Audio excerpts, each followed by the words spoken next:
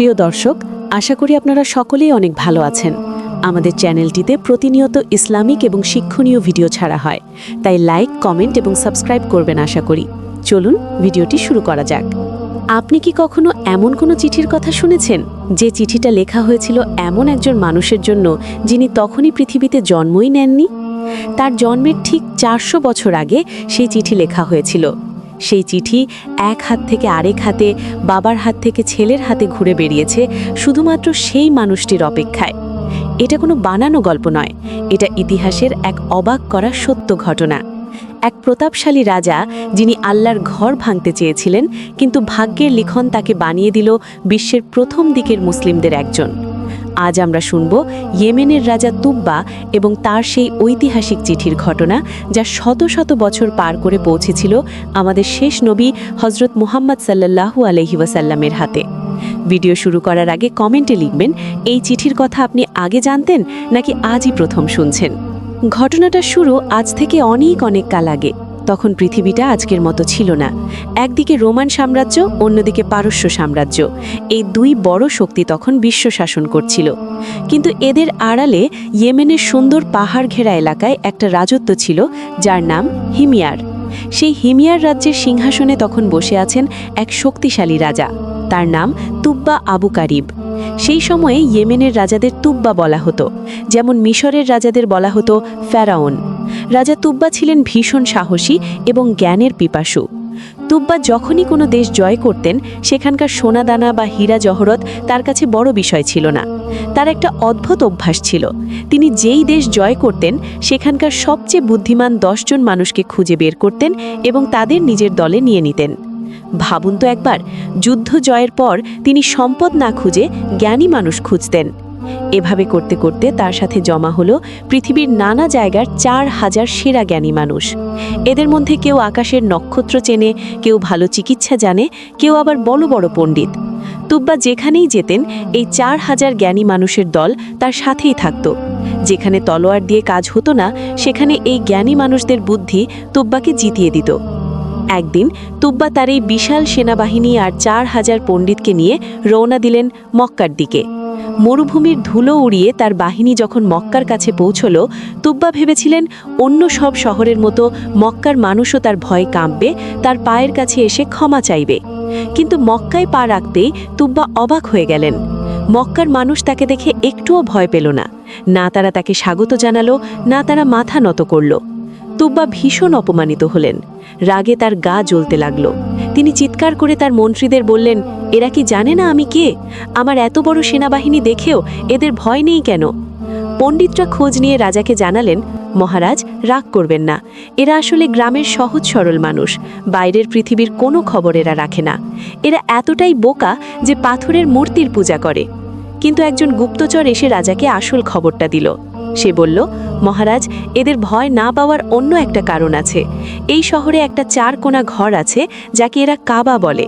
এরা বিশ্বাস করে ওটা আল্লাহর ঘর, আর এদের বিশ্বাস ওই ঘরের মালিক আল্লাহ নিজেই তাদের রক্ষা করবেন। তাই তারা আপনার মতো কোনো রাজাকে ভয় পায় না। এই কথা শুনে তুব্বার অহংকারে যেন আগুন জ্বলে উঠল। আল্লাহর ঘর, সামান্য একটা পাথরের ঘর এদের এত সাহস দিয়েছে? তুব্বা রাগে অন্ধ হয়ে গেলেন। তিনি তখন এমন এক ভয়ঙ্কর সিদ্ধান্ত নিলেন, যা তার জীবনকে তছনছ করে দিল। তুব্বা ঘোষণা করলেন, আগামীকাল আমি ওই কাবা ঘর মাটির সাথে মিশিয়ে দেব। দেখব ওদের আল্লাহ কিভাবে ওদের রক্ষা করে। আমি এই শহরের নাম নিশানা মুছে ফেলব। কিন্তু মানুষ ভাবে এক আর হয় আর এক। তুব্বা যখনই মনে মনে এই খারাপ চিন্তা করলেন, ঠিক সেই মুহূর্তেই তার উপর নেমে এলো এক আজাব। হঠাৎ করেই রাজা তুব্বা এক অদ্ভুত রোগে আক্রান্ত হলেন। তার মাথায় শুরু হলো অসহ্য যন্ত্রণা। মনে হচ্ছিল যেন কেউ তার মাথার ভেতর হাতুড়ি পেটাচ্ছে। শুধু তাই নয়, তার চোখ, নাক এবং কান থেকে পুঁজ বার হতে শুরু করলো। সেই পুঁজের গন্ধ এতটাই পচা ছিল যে তার নিজের দেহরক্ষীরাও তার কাছে দাঁড়াতে পারছিল না। যে রাজা কিছুক্ষণ আগেও বিশ্বজয়ের স্বপ্ন দেখছিলেন, এখন তিনি যন্ত্রণায় ছটফট করছেন।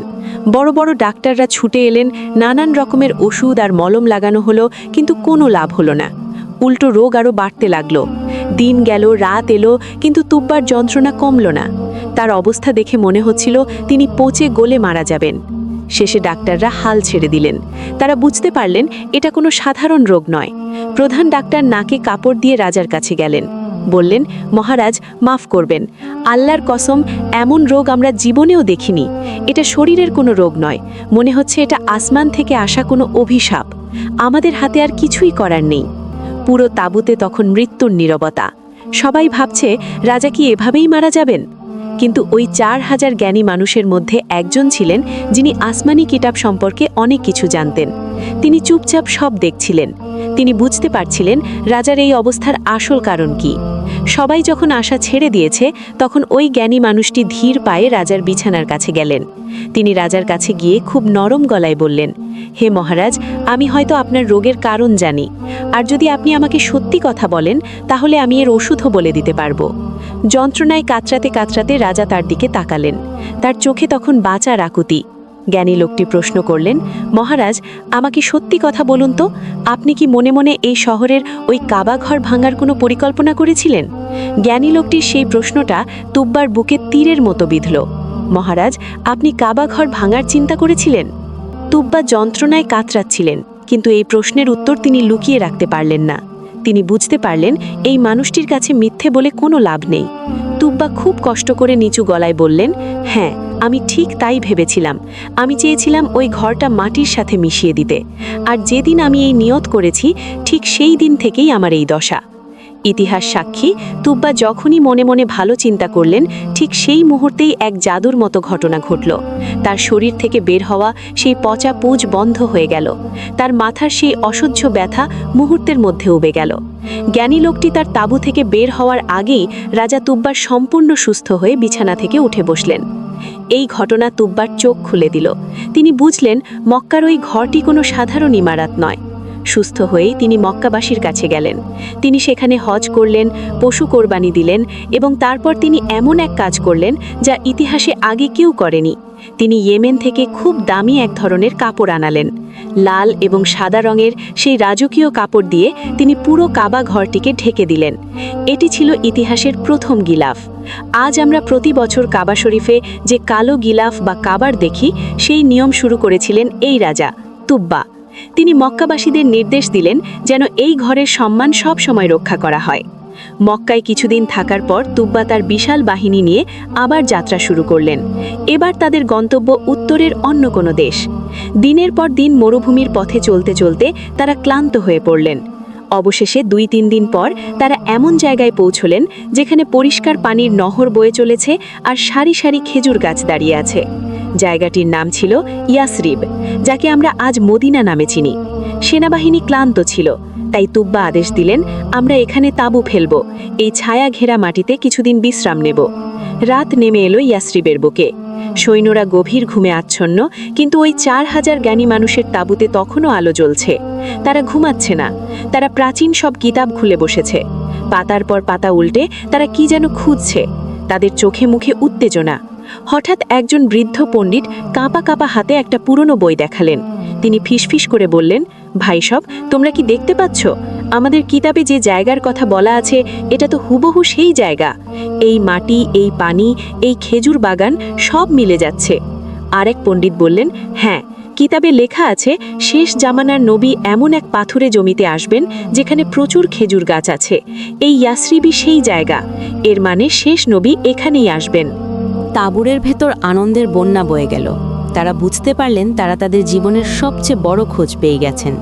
তারা সবাই মিলে এক বড় সিদ্ধান্ত নিলেন। পরের দিন সকালে যখন তুব্বা আবার যাত্রা শুরু করার আদেশ দিলেন, তখন ঘটল এক বিপত্তি।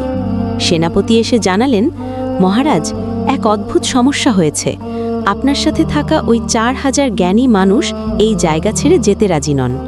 তুব্বা অবাক হয়ে জ্ঞানীদের ডাকলেন, তোমরা কেন যেতে চাইছো না? আমরা সামনে আরও বড় রাজ্য জয় করব। পণ্ডিতদের প্রধান এগিয়ে এসে বললেন, মহারাজ, আপনি চাইলে আমাদের মেরে ফেলতে পারেন, কিন্তু আমরা এই মাটি ছেড়ে এক পাও নড়ব না। কারণ আমাদের কিতাব বলছে সৃষ্টির সেরা মানুষ শেষ নবী মুহাম্মদ সাল্লাল্লাহু আলাইহি ওয়াসাল্লাম এই শহরেই আসবেন। আমরা তার অপেক্ষায় এখানেই জীবন কাটিয়ে দিতে চাই। যদি আমাদের বেঁচে থাকা অবস্থায় তিনি আসেন, তবে আমরা ধন্য হব, আর যদি না আসেন, তবে আমাদের সন্তানেরা তাকে স্বাগত জানাবে।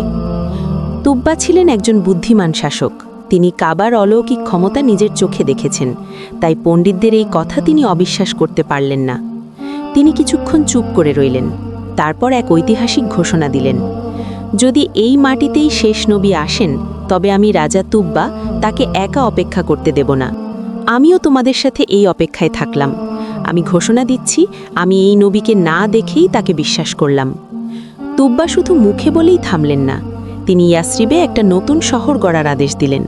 তিনি তার 4000 জ্ঞানী মানুষের জন্য 4000টি বাড়ি তৈরি করে দিলেন, যাতে তারা এবং তাদের পরিবার সেখানে স্থায়ীভাবে বসবাস করতে পারে।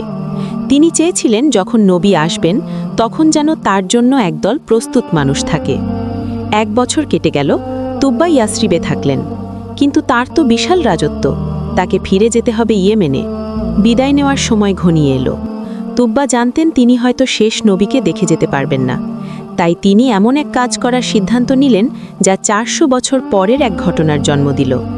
তিনি প্রধান পণ্ডিতকে ডাকলেন, বললেন, শোনো, আমি চলে যাচ্ছি, কিন্তু আমার এই আমানত তোমার কাছে রেখে গেলাম। যদি আমি বেঁচে থাকা অবস্থায় নবী আসেন, তবে আমি এসে তার সেবা করব, কিন্তু যদি আমার মৃত্যু হয়ে যায়, তবে এই চিঠিটা তুমি তাকে পৌঁছে দিও। আর যদি তুমিও মারা যাও, তবে তোমার সন্তানদের বলে যাবে, এই চিঠি এক হাত থেকে আরেক হাতে রক্ষা করবে যতক্ষণ না সেই নবী এই শহরে পা রাখেন। তুব্বা সেই পণ্ডিতের হাতে চিঠিটি তুলে দিয়ে বললেন, মনে রেখো, এটা শুধু একটা কাগজের টুকরো নয়, এটা আমার পুরো রাজত্বের চেয়েও দামি। শতাব্দী লাগলেও এই চিঠি শেষ নবীর হাতে পৌঁছাতেই হবে। পণ্ডিত চোখের পানি মুছতে মুছতে কথা দিলেন। তুব্বা ঘোড়ায় চড়ে শেষবারের মতো ইয়াসরিবের দিকে তাকালেন। তিনি জানতেন না কবে সেই নবী আসবেন, কিন্তু তার বিশ্বাস ছিল অটুট। রাজা তুব্বা ইয়েমেনে ফিরে গেলেন এবং সেখানেই কিছুদিন পর মারা গেলেন। কালের চাকা ঘুরতে লাগল, দিন গেল, বছর গেল, 100-200 বছর পেরিয়ে গেল। ইয়েমেনের সেই রাজপ্রাসাদ ধুলোয় মিশে গেল। অনেক রাজত্ব এলো এবং গেল, কিন্তু ইয়াসরিবের সেই পণ্ডিতের বংশধরেরা তুব্বার সেই কথা ভুলিনি। বাবা মারা যাওয়ার আগে ছেলেকে ডেকে সেই চিঠি দিয়ে যেতেন আর বলতেন, বাবা, আমাদের পূর্বপুরুষরা এক মহান মেহমানের জন্য অপেক্ষা করে গেছেন, এই চিঠিটা সাবধানে রেখো। এভাবেই কেটে গেল প্রায় 400 বছর। মক্কার মরুভূমিতে এক নতুন সূর্যের উদয় হল। হযরত মুহাম্মদ সাল্লাল্লাহু আলাইহি ওয়াসাল্লাম নবুয়ত পেলেন, কিন্তু মক্কার মানুষ তাকে আপন করে নিল না।